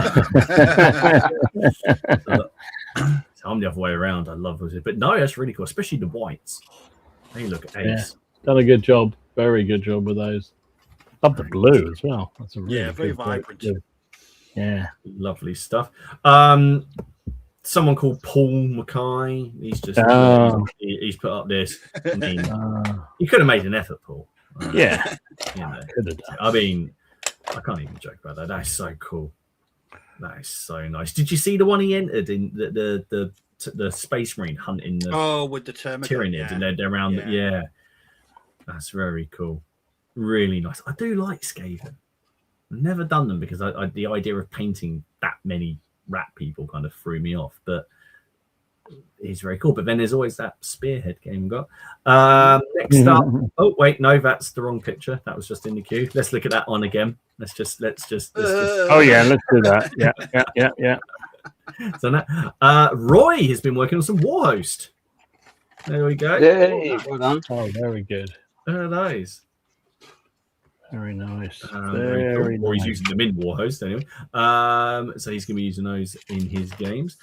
Steve has been cracking through more ECW, which I believe will be on the field at CrackCon. Hopefully on the field for longer than the last time ECW Cavalry were on there. Hey, Dom? Very nice. I'm not saying word. Steve, no, I believe Steve was playing Rapid Fire.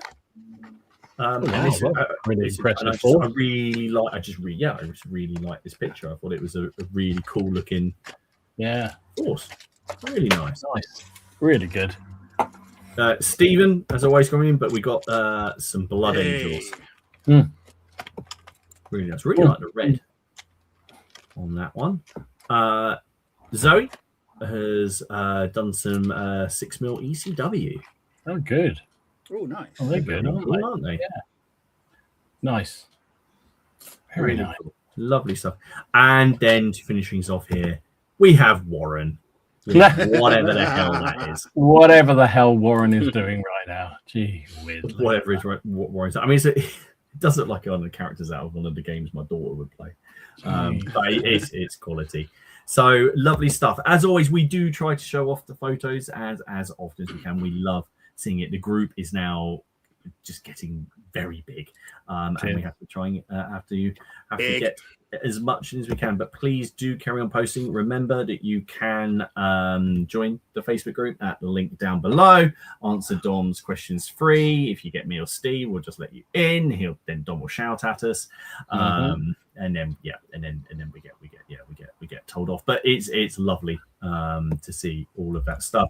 And remember as well to womble into the comments, and you'll see all of the links for pools for the various charities and the figures and the raffles, and I'll put them up in the group as well. What are you guys up for the rest of the week? What are you doing? What are you working on, or are you just seeing how long you can survive in the heat? Yeah, I'm finishing off the regiments that I'm doing. Those two things, I'm going to get them done.